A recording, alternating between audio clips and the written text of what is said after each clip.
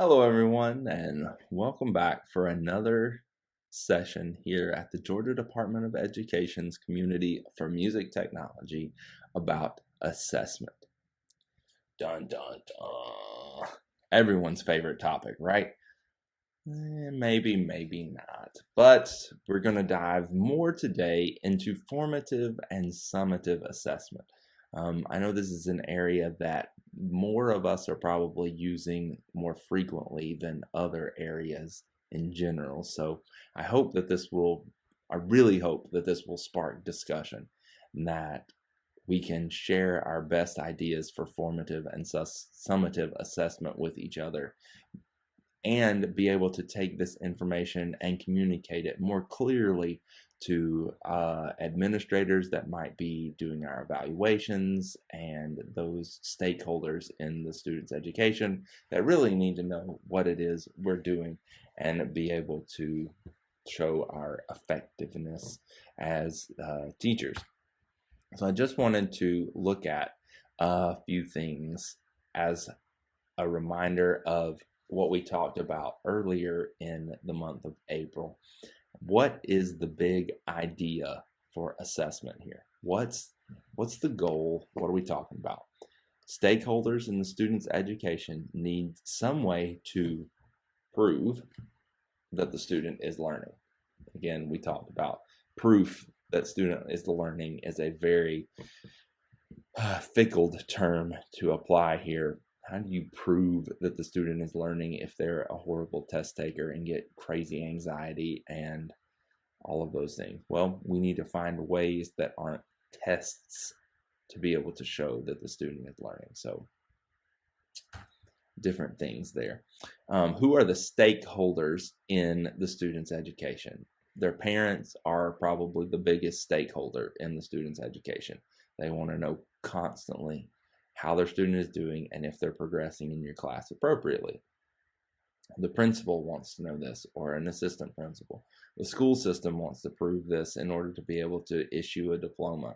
The State Board of Education, same thing. Accreditation services for the school, college admissions officers, and the list goes on and on and on. The future job at their boss needs to know whether they were learning effectively and being given credit for that learning and are going to be good employees based on how they learned in high school, at least at the beginning of their career.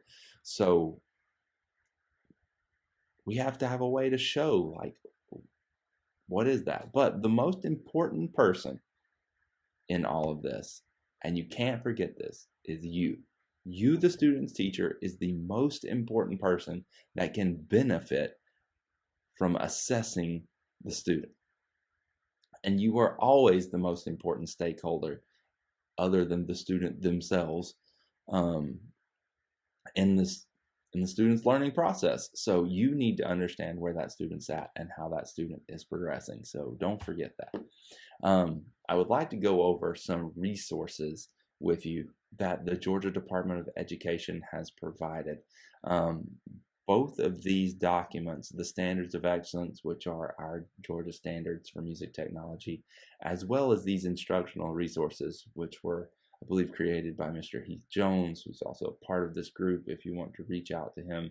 A plethora of knowledge from Mr. Jones exists here in this instructional resources.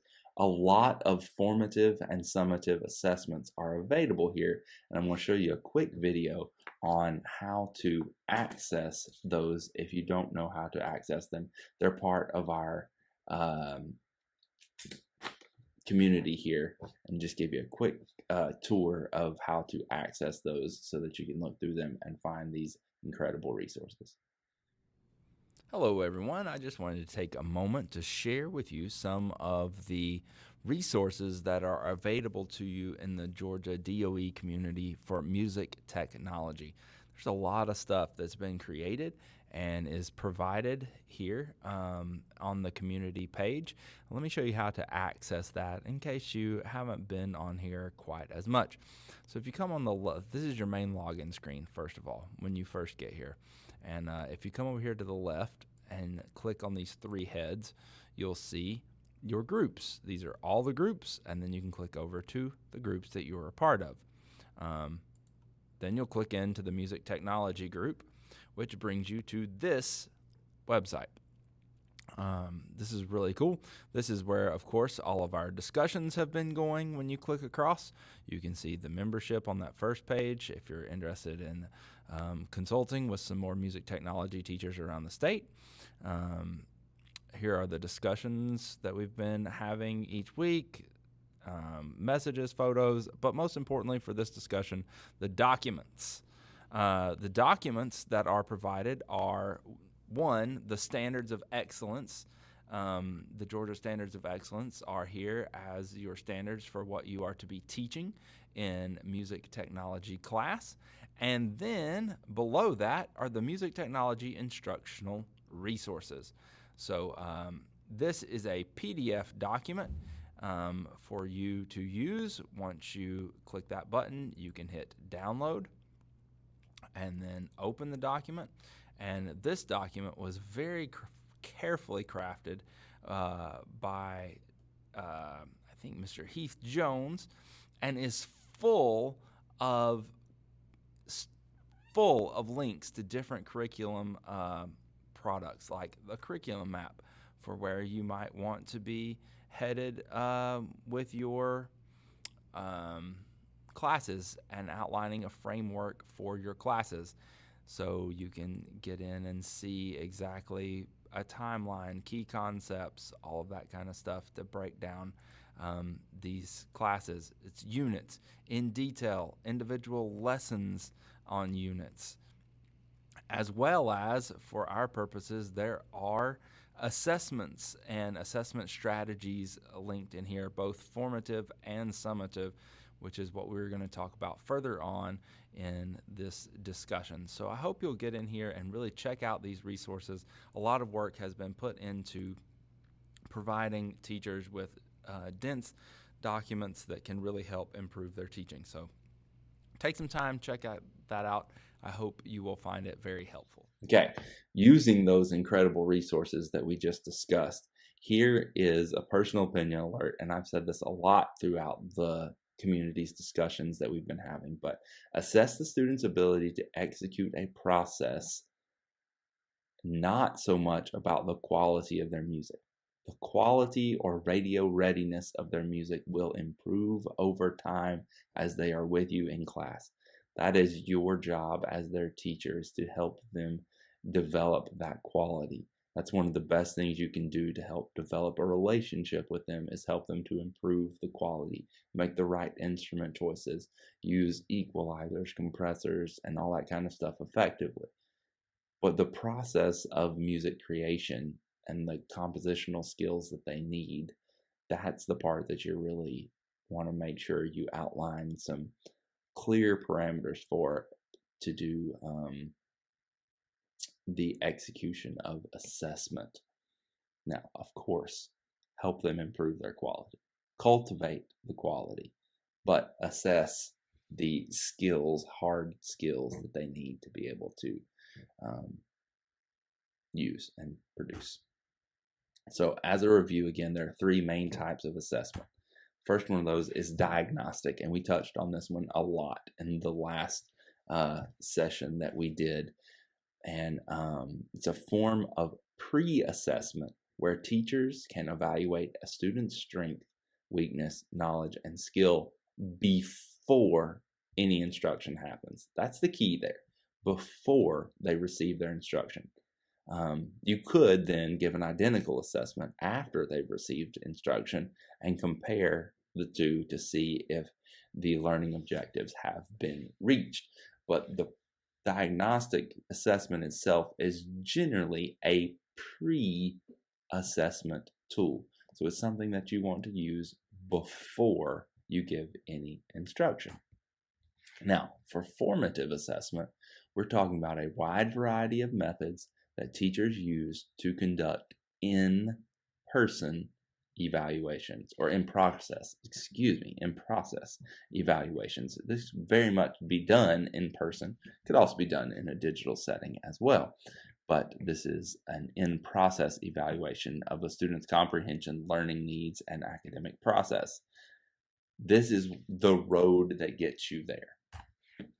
So, formative assessment can and should be ongoing each and every day. It is your guide to teaching and learning every day. I can't stress enough that you need to understand as a teacher where the students are at before they get to the summative assessment or the final assessment of what the unit is. If you have no clue what path or direction as this road veers off at the end the student is taking, then you're going to be surprised at the final assessment. It's very rare. I will say it's been a little bit more common in the digital learning era for me to be surprised by a student's final project. That's because some of them are choosing to use dolls that I don't have daily access to see their progress on. Those are generally the students that don't need as much help from me in general and are making the progress. But when I can see their work every day, I'm not surprised by their final product. I know about where they're going to be. That's important to me because I want to know that I've given them the feedback to help them get to the right ideas and style along the way. If we're doing a project about making spa music and I never look at it, I never understand where the students are at along the way, and then at the final project time, someone turns in a dubstep project, I'm a little confused, right? Like, how did you not understand? We were making spa music. You used all white keys. You're supposed to use all black keys, blah, blah, blah, blah, blah. I've got to be doing formative assessment each and every day along the way to understand where the students are at on their road to success. Now, the most informal type of formative assessment, and I think I had to learn this the hard way as a band director for sure, and even as a music technology teacher. Look at the students' faces as you teach. It doesn't always tell you what you need to know, but too often I find myself in my career looking the wrong way and I miss the most obvious clue for student assessment. If you're a band director, orchestra teacher, choral teacher, I'm sure you can identify that at some point in your career, you have found yourself looking down at a score more often than you were looking up at the students' faces. Their faces hold the answers. Their faces can tell you if they're clued in. Their faces can tell you if they're spacing out. Their faces can tell you if they understand the topic, or as this little girl clearly has no clue what's going on. So, as you're thinking about this, and I learned this in music technology, that I had my back to the students too much and was looking at a computer screen on the display like a projector. I wasn't seeing their faces as I talked about this information. So I've structured my classroom very carefully so that I can look across my screen and still be able to demonstrate things, but also look up at students' faces very easily in the music technology classroom. Don't miss the easiest giveaway for formative assessment. Now, this is really hard in a digital learning environment because I'm sure some of you have all seen a screen like this, right? Right? We get the thumbs up, right? Good. And this guy always understands if I look at his face, what's going on. He's got the smile, he's got the confidence. He knows what he's doing. Now, obviously this isn't one of my students, but you've got students that have that selfie picture, right? Hey, and you don't have any information by looking at it because you can't see their face. So I like to ask consistently for students to give me a thumbs up if they understand what I just went over. And if a student doesn't give a thumbs up or gives a thumb down, I want to ask specifically of those students what's going on. Now, I'm sure that you know just as much as I, some of those students just aren't there, right? So I can be like, hey, Stuart, you didn't put your thumb up. You there? Do you understand it? Do you have a specific question for me? Or a better way to word, do you have a question? Hey, Stuart, ask me a question. I noticed you didn't put your thumb up.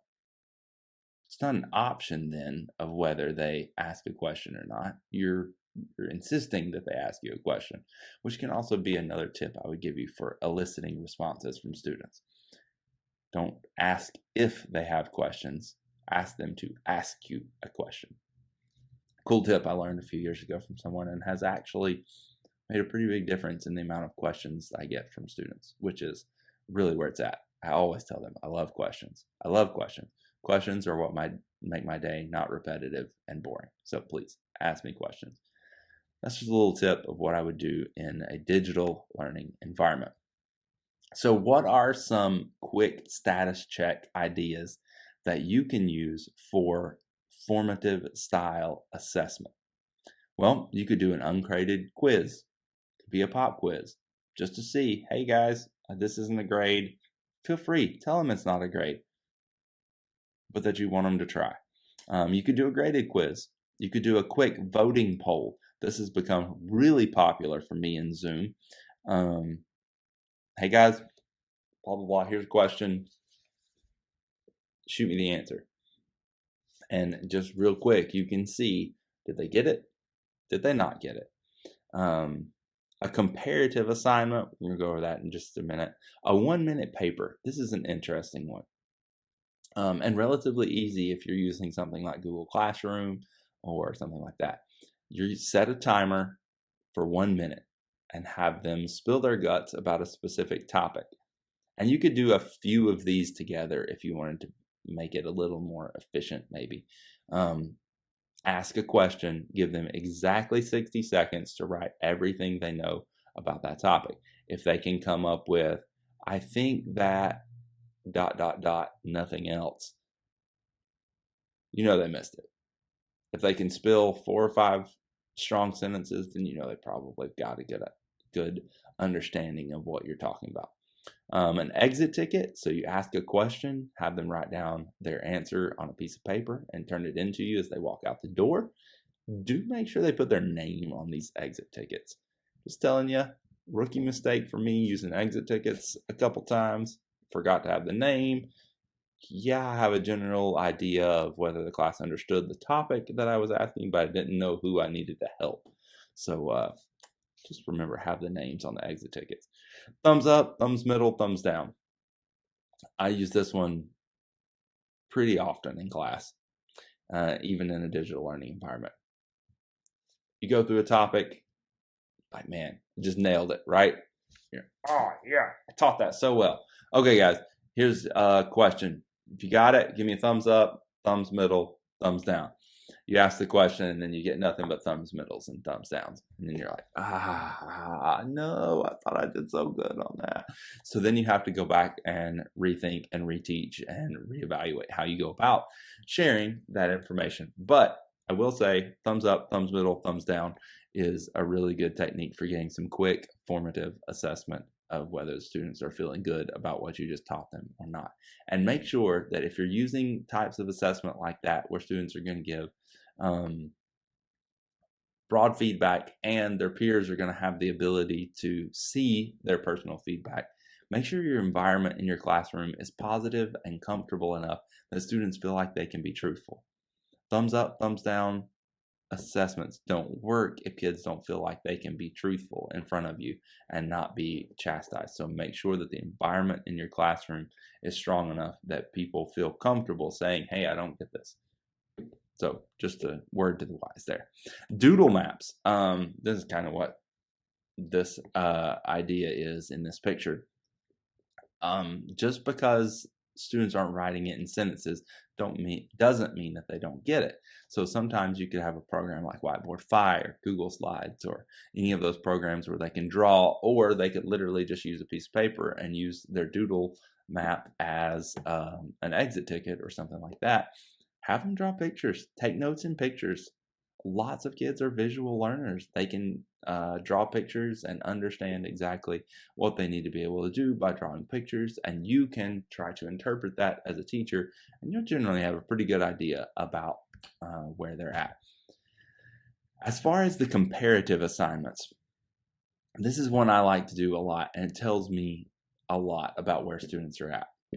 This is a Time magazine comparison. So what I do is I take 2 songs from a given year from Time magazine's 10 best and 10 worst list. And I have the students then choose which song came from the best list, which song came from the worst list, but more importantly, they have to defend why each song was on the best and worst list. This is where I really want to see how they're thinking, what they're thinking, and put it all together. So the comparative assignment really tells me if they're getting these ideas of rhythm, melody, harmony, form, and expression, and how they're using the vocabulary to defend their choices. I try to have one of these every 3 or 4 weeks to really see and track their learning across time in class. No pun intended on the word time. But really good formative assessment to see if they're using vocabulary correctly, especially. Formative assessments are for students and teachers. And the one that gets more often forgot here is that formative assessments are for students, right? A lot of times people are like, well, the teacher needs to. And in your evaluations that you get at your school, the teacher needs to, or this was good for the teacher comes up a lot. But this type of assessment can be very helpful in helping students understand where they're struggling. Whoa. Students need to know what they're not good at? Yeah. Students need to understand where their deficiencies are in their learning. That way they can stop and focus on those deficiencies. So make sure that you take the time to help students understand where they're at based on their formative assessment results. Sometimes it's pretty easy. A 3-question quiz and they miss 2 questions about making rhythms. They know they need to focus more on rhythms, or making a baseline and it's staying in time or something like that. So just help the students understand in their assessments where they're at. Consider this for a moment. Have most of your formative assessments be about feedback and not about a grade. Students are so attached to grades these days. If you give them an A on something, they will never look at the feedback you give them, because they see the A and they move right on. But maybe they got an A, but there's an important something that you're trying to get across to them. Have the assessment be about getting the feedback and not about the grade. Then they'll look more at the feedback so that when they do get graded, they're trying to use your feedback. Just a thought. This is a problem that is a conundrum that is just plaguing me over and over again lately in my thoughts. Like, how do I make students care far more about the feedback I can give them than the grade? And this is one way I think you can do that. Formative assessments being about feedback and not about grading. If a teacher only takes the opportunity to see where the students are at on the end of unit assessment, then you're missing the opportunity to correct understanding, reteach, and understand student comprehension along the way. You're going to have a lot of missed targets at the end if you don't know how the students are using the bow and arrow along the way. So make sure you take time in your formative assessments to track how the students are learning before you get to that final assessment. Like I said, if I get to a project-based learning assessment and I get to the end of that and I don't know what that student's project is going to sound like before I click the play button, now I may not know every detail of it before I click the play button, but I've got a pretty good idea before I click the play button. Same goes for midterms. I have a pretty good idea where students are going to score at on a midterm before they get there, because I've seen quizzes, I've seen writing samples, I've seen this and that. So make sure to use a diverse amount of different skills and really try to track and understand where the students are progressing and how they're progressing. And that brings us to summative assessments then. Summative assessments are used to evaluate student learning, skills acquisition, academic achievement at the conclusion of a defined instructional period. This is probably more where you'll see grades come from, more so than feedback. At some point in time, you have to assign a grade in today's educational philosophy. So this is where I think grades mostly need to come from. You'll typically see these come at the end of a project, a unit, a course, semester, program, school year, whatever. And summative assessments are used to make a final determination of if the student has met the standard or not. We're all the time talking about standards. We've got these great Georgia Standards of Excellence. We've got your county may have its own set of specific standards that they want you to teach. And the word standard comes up in educational jargon over and over again. And that's because we need to know what the benchmarks are for these students' success. So that's why we have the standards. The summative assessment is your chance as a teacher to clearly define, yes, check, this standard was met, no, X, this standard was not met. So use that as your opportunity to make a final determination on if the student is meeting a standard or not.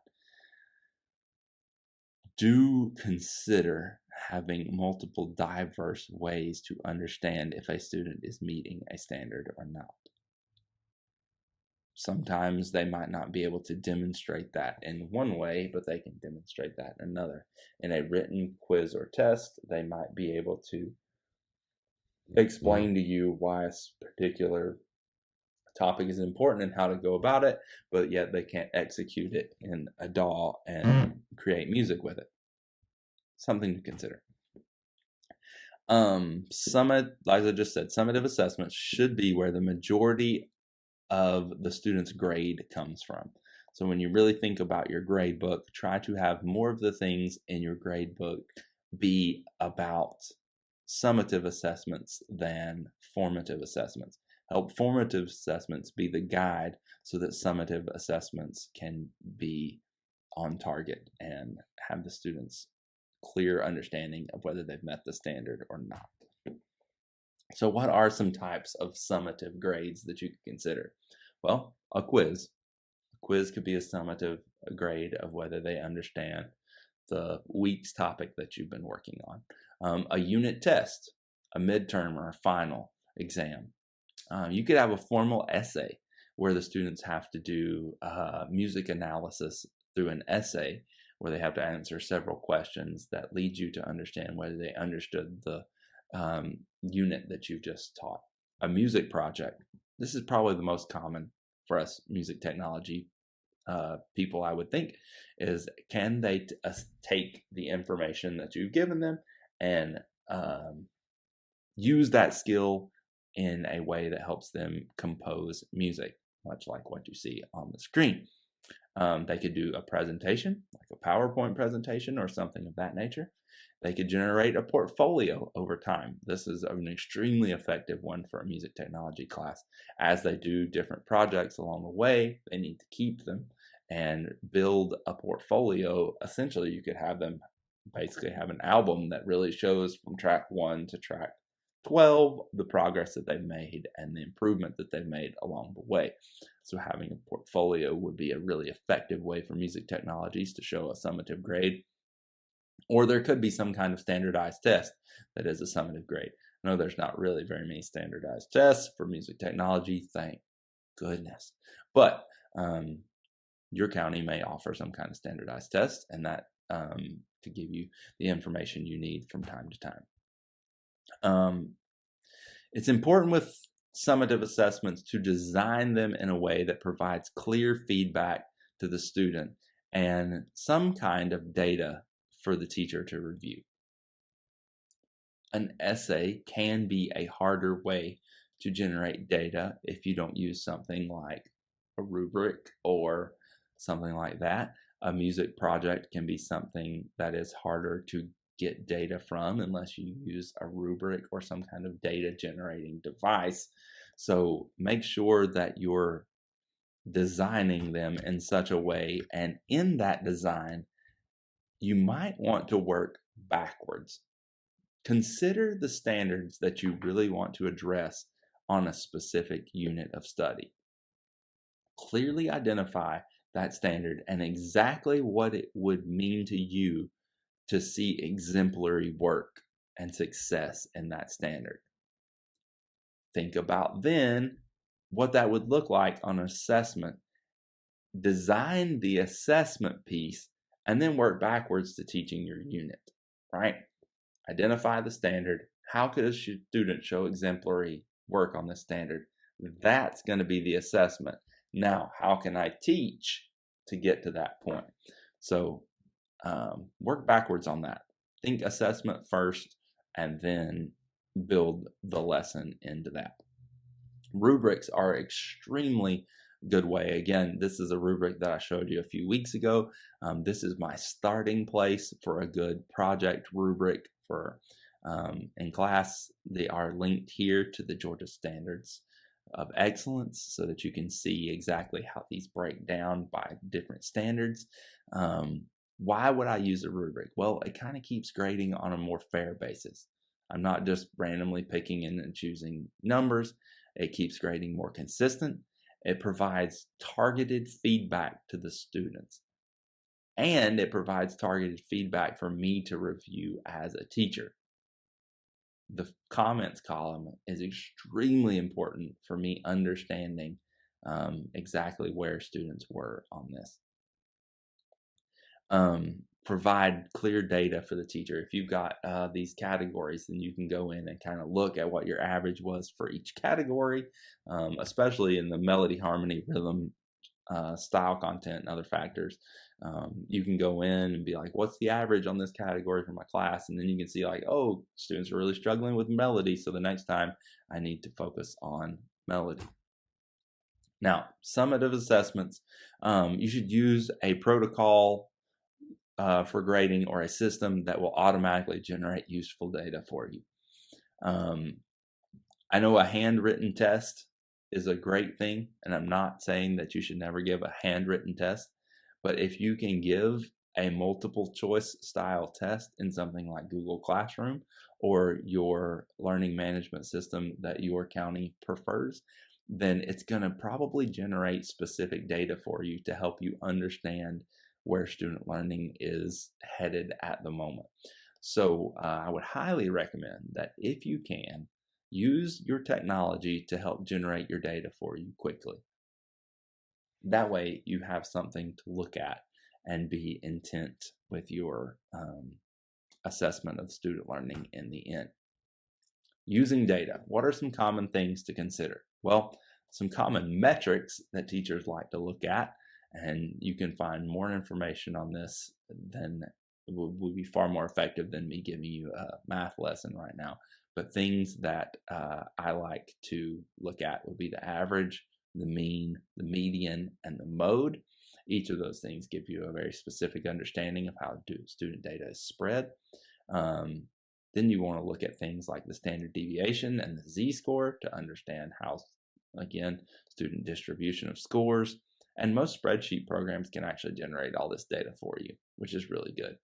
So viewing the metrics, you could look at it on a spreadsheet, you could look at it on a scatter plot, bar graphs, line graphs, especially for tracking long-term individual student growth over long-term. And subgroups, try not to forget to compare different population groups. So if you can kind of at the beginning of the year create a spreadsheet that's got some formulas in it to help you automatically pull different demographic information per assignment. I kind of like that, and I can create copy and pasted versions of that information at the bottom in different tabs on a spreadsheet, so different assessments can be in a different tab, and I can kind of see over time where the student growth is occurring. Use metrics to understand rubrics. Don't be afraid to do a metric analysis on each layer or each content piece of a rubric. This can be a great way to reveal specific weaknesses in student understanding. And here's some questions to ponder with data. And these are the things that I try to always come back to in understanding whether my teaching was effective. Did this unit or lesson effectively teach the students the standard that was being focused on? Did the unit or lesson teach one group of students significantly different than another group? Did students in different class periods perform equally to one another? Is there a specific concept that needs to be retaught? Is the student learning on track pace with the overall goal for the class? Students' learning may be on point, but if they've gone through 9 weeks of the class and they're only through a tenth of the information, you might be in trouble. And how can the information you learned on the assessment shape the path for student learning in the next units of study? That may be the most important of the different ones. So how have I used assessment? When I started teaching music technology, I knew nothing about music technology.